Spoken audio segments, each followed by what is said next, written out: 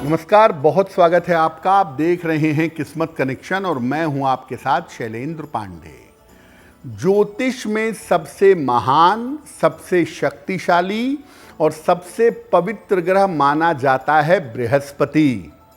और अगर बृहस्पति आपको आपके जीवन में राजयोग दे तो जीवन में आपको विशेष बनने से कोई नहीं रोक सकता।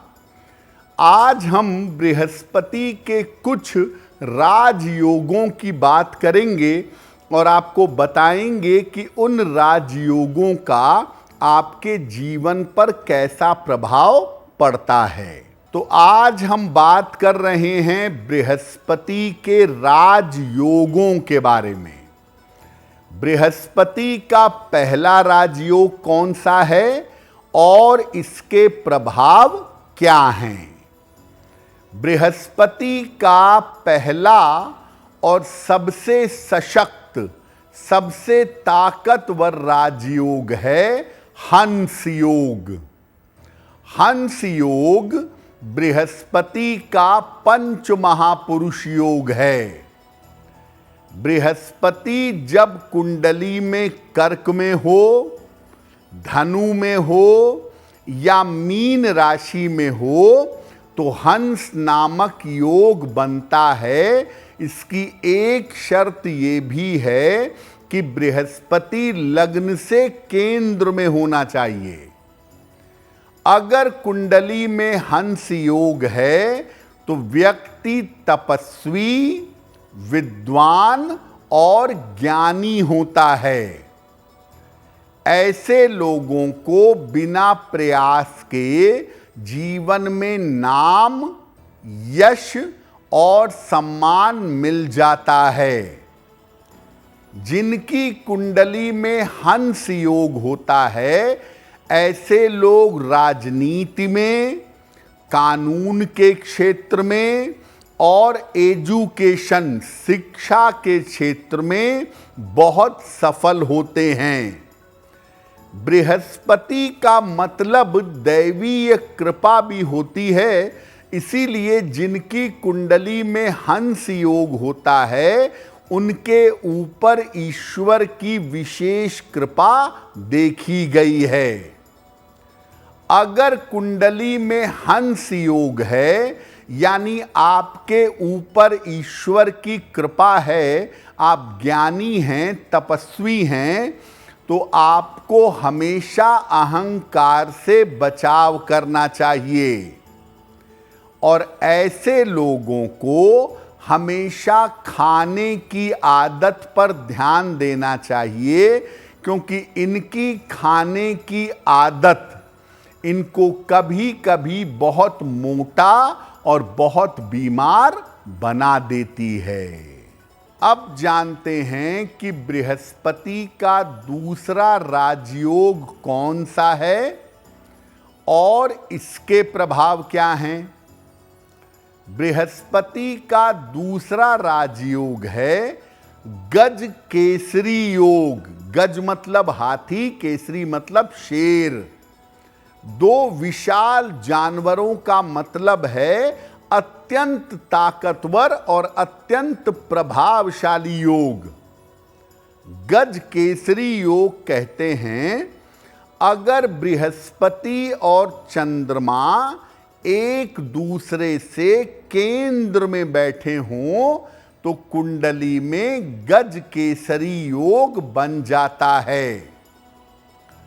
अगर किसी कुंडली में गज केसरी योग है तो ये सामान्य व्यक्ति को भी विशेष बना देता है।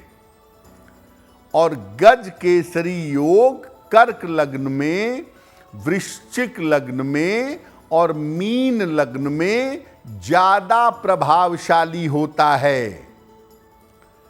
इस योग वाले लोग शासन और राजनीति में ज्यादा सफल होते हैं। गज केसरी योग वालों की ये खासियत है कि ऐसे लोग जीवन के जिस क्षेत्र में जाते हैं, एक्टिंग में जाएं, शिक्षा में जाएं, मीडिया में जाएं, पॉलिटिक्स में जाएं, वहाँ पर सबसे ज़्यादा ऊंचाई पाते हैं, खूब सफल होते हैं। अगर कुंडली में गज केसरी योग है तो व्यक्ति को शिव जी की उपासना जरूर करनी चाहिए और सलाह लेकर के अगर संभव हो तो पीला पुखराज धारण करना चाहिए। ऐसा करने से गज केसरी योग का शुभ प्रभाव आपको जीवन में प्राप्त होगा। वैसे तो गज केसरी योग वाले हम्बल होते हैं, विनम्र होते हैं, लेकिन गज केसरी योग वालों को प्रयास करके अहंकार से बचना भी चाहिए। अब जानते हैं बृहस्पति के तीसरे राजयोग के बारे में। बृहस्पति का तीसरा राजयोग कौन सा है और उसके प्रभाव क्या हैं? देखिए, बृहस्पति का तीसरा राजयोग है केंद्रस्थ बृहस्पति, यानी कुंडली के केंद्र में बैठा हुआ बृहस्पति। लग्न, चतुर्थ, सप्तम और दशम भाव कुंडली के केंद्र माने जाते हैं और बृहस्पति जब इन केंद्रों में बैठता है तो काफी मजबूत हो जाता है।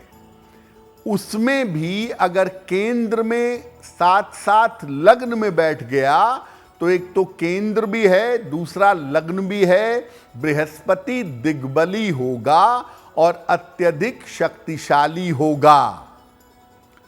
केंद्र में बैठा हुआ बृहस्पति कुंडली के तमाम दोषों को नष्ट कर देता है, व्यक्ति की आयु लंबी कर देता है और व्यक्ति को ज्ञानी बना देता है। किम कुर्वन्ति ग्रहा सर्वे यस्य केंद्रे बृहस्पति, यानी सारे ग्रह क्या कर लेंगे अगर केंद्र में बृहस्पति बैठा हुआ है। सारे ग्रह नकारात्मक भी हों और केंद्र में बृहस्पति बैठा है तो आपको बचा करके हर झंझट से निकाल लेगा। ऐसा बृहस्पति होने पर धर्म स्थानों पर जरूर जाइए, मंदिर, आश्रम, वहां जाते रहिए और वहां प्रार्थना करते रहिए। साथ ही साथ अगर नियमित रूप से आप तिलक लगा सकें, नियमित रूप से तिलक लगाएं तो और भी ज्यादा उत्तम होगा। यानी बृहस्पति का केंद्र में बैठना एक तरह से सिक्योरिटी है, आपके जीवन की मुश्किलों से आपको बचाने के लिए। इसीलिए इसको भी राजयोग की श्रेणी में माना जाना चाहिए।